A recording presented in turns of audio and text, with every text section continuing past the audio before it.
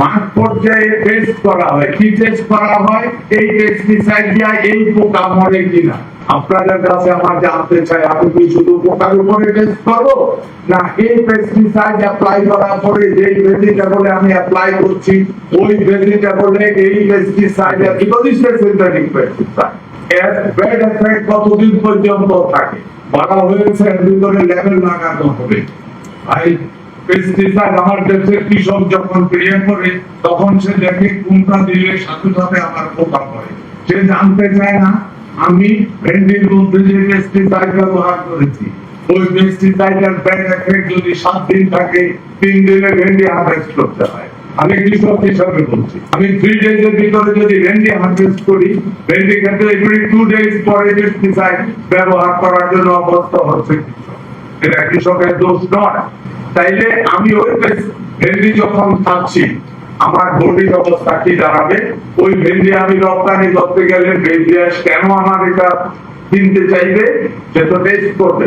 যার কারণে আবারও বলছি, যার জন্য ফুড সেফটি অথরিটিকে ডেভেলপ করার চেষ্টা করা হচ্ছে।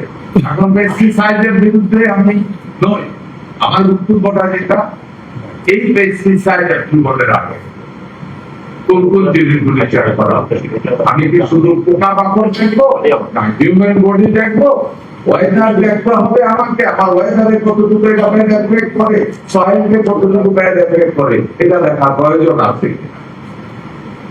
এই জিনিসটুকু আমি আপনাদের কাছ থেকে বলেছি দেশ আগামী দিনে এগ্রিকালচার উৎপাদিত পণ্য, কৃষি পণ্য রপ্তানি করে প্রধান রপ্তানিযোগ্য পণ্য হবে কৃষি পণ্য। এটা আমাদের সব, এটা আমরা বাস্তবায়ন করতে চাই। এটা বাস্তবায়ন করতে গেলে আমাদের সবচেয়ে বড় বাধা সেফ ফুড। সারা বিশ্ব সেফ ফুড চাচ্ছে, আমরা সেফ ফুড চাচ্ছি। সভাপতির উপস্থাপনায় ক্লিয়ার হয়ে আসবে অসংখ্য রোগে আক্রান্ত হচ্ছে এবং এটার জন্য ফুড দায়ী, এটার জন্য পেস্টিসাইড দায়ী। ওনার বক্তব্যে তাই উঠে আছে।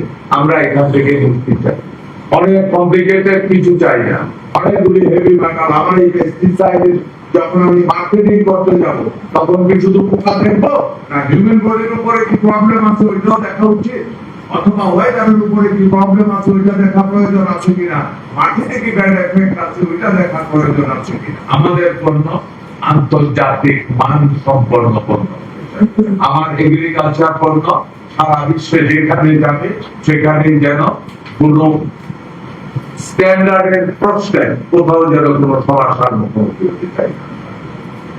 আমরা বিশ্বে পৃথিবীর বহু, যে কথা বলতেছিলাম, বহু দেশ, ইভেন জাপান বাংলাদেশ থেকে ফুড, বিশেষ করে ভেজিটেবল জাতীয় ফুড আমদানি করতে যাচ্ছে, কিন্তু প্রধান সমস্যা আমাদের ফুডের কোয়ালিটি।